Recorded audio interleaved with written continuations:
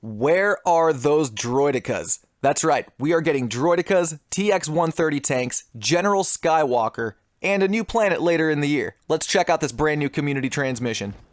Ladies and gentlemen, welcome back to the Star Bazaar and to another Star Wars Battlefront 2 news update.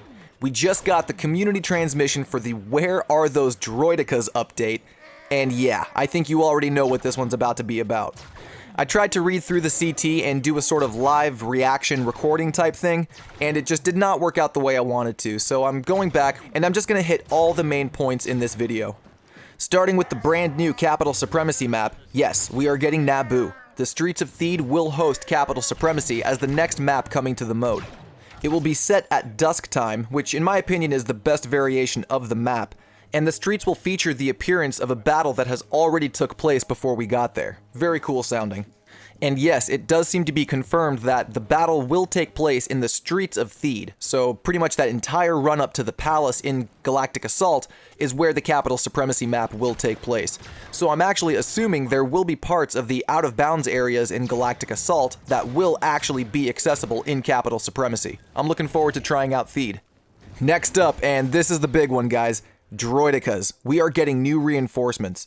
If there's one reinforcement that the team knew was high on this community's wish list, it's the Droideka. It says here in the CT, of course, we have a bit of history with these, and while we won't focus on the past, let's just say that your passion and enthusiasm for these rollies was not missed. We appreciate that, DICE. Thanks a lot.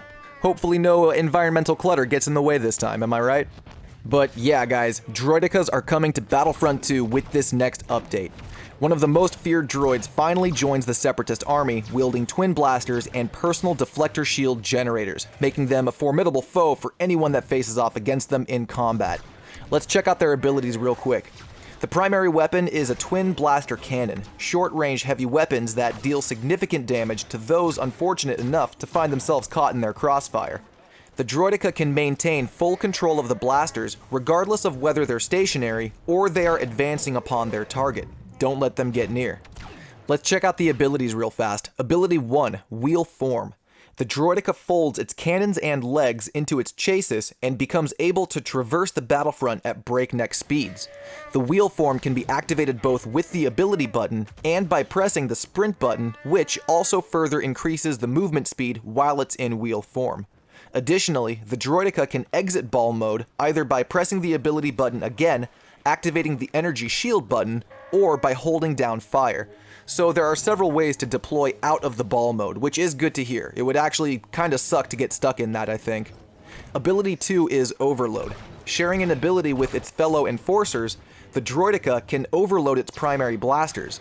The cannons are instantly cooled, and for a period of time, the Droideka can fire its blaster cannons with increased rate of fire. That's very interesting that it says shared ability with its fellow enforcers.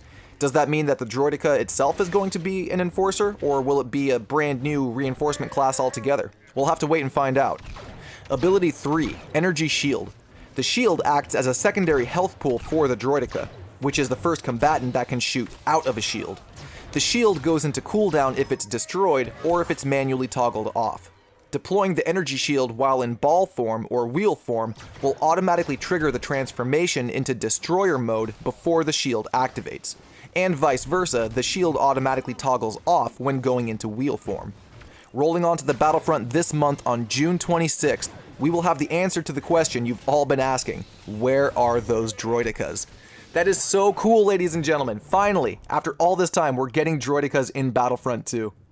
Now, not to be outshined by the Separatists, the Galactic Republic will also be receiving a new reinforcement in the form of the TX-130 Saber-class fighting tank. That's kind of bizarre to me. I would think this would be more of a vehicle, but it sounds like the TX-130 tank will in fact be a reinforcement on the clone side. Let's find out more. The TX-130 will provide the Galactic Republic with an armored fighting vehicle that is both quick and defensive. The speed allows the TX-130 to enter into battle, deal damage, and then make its escape, a great balance between agility and power. A pair of heavy laser cannons sit upon the TX-130 and act as the primary weapons. Despite having a fixed firing line, the versatile nature of the tank means that it can quickly maneuver to ensure enemies are within its line of sight. So to me, that actually sounds like we will not be able to freely aim the TX-130's primary weapon. If you want to aim, you'll actually have to physically turn the vehicle itself. Not a huge issue, since it sounds like the tank will actually be pretty fast, but let's check out these abilities. Ability 1 is Laser Barrage. This ability on the TX-130 fires a short laser cannon barrage of continuous blaster fire. During this time, the TX-130 will fire automatically for a short period of time. This ability is the perfect counter for when you encounter multiple small and fast-moving targets, such as enemy droids or speeders. Once the automatic firing sequence is complete, Laser Barrage will go into a recharge until it's ready to be fired again. Ability 2 is Rockets. Rockets fire in an alternate fashion from pods on each side of the TX-130. The rockets are, quote, dumbfired, meaning they do not lock onto enemies and fire in the direction that you aim them, like the AATs. When firing rockets, you have the ability to fire them one at a time, or you can charge them up. When charged, which you do by holding down the fire button, the TX-130 will unleash all of the rockets in quick momentum. Ability 3 is Charge Mode. Activating this ability will toggle the primary fire into charge mode.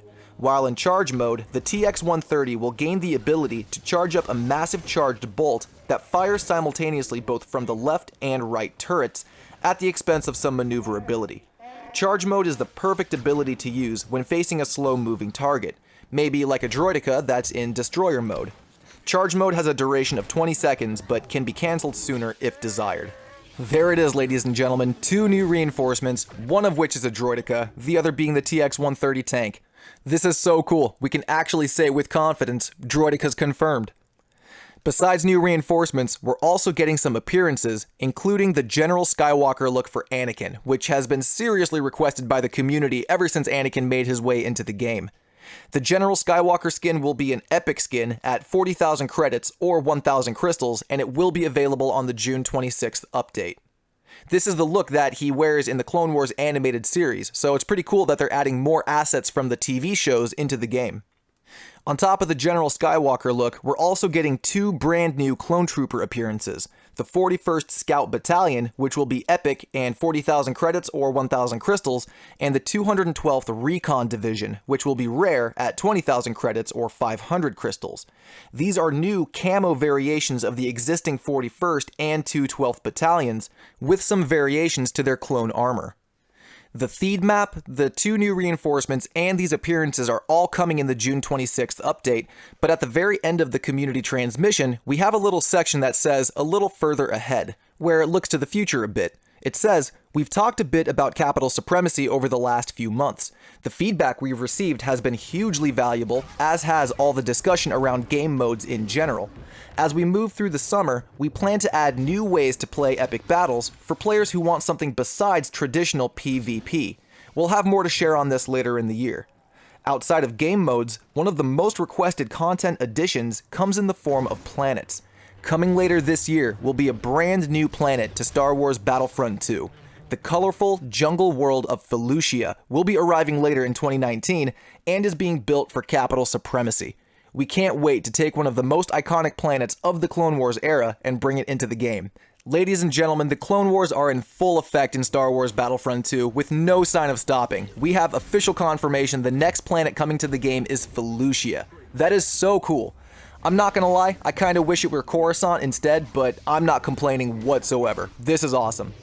It says here, before we get into anything involving FELUCIA, in July we'll feature a month of weekly community quests themed around your favorite Clone Wars heroes and villains that will unlock new animated poses and voiceover lines for these characters. We'll be back in August to talk more about the new ways to play, FELUCIA, and more. As always, we're incredibly humbled by your ongoing support and passion for Star Wars Battlefront 2. Please do keep all of your feedback coming, and we will see you on the streets of Theed in just a few weeks' time. Punch it. Wow, what a CT. Theed coming to Capital Supremacy, Droidekas, TX-130 tanks, General Skywalker, new Clone Trooper appearances, and FELUCIA coming later this year for Capital Supremacy. You know, it's almost like Battlefront 2 is not a dead game or something. Weird. Anyway, guys, let me know in a comment what you think about all of this stuff. What are you most hyped for coming out of the June 26th update? And how pumped are you for FELUCIA? That is so crazy. I'm so happy they announced that. That's going to do it from me though, guys. I appreciate you all stopping by the bazaar. Give the video a thumbs up if you like the coverage, subscribe if you're new, and don't forget to get notified. And that's going to do it from me. I appreciate you all stopping by the bazaar. This has been your boy, Turkish Delight, and I'll see you all out on the battlefront. Peace.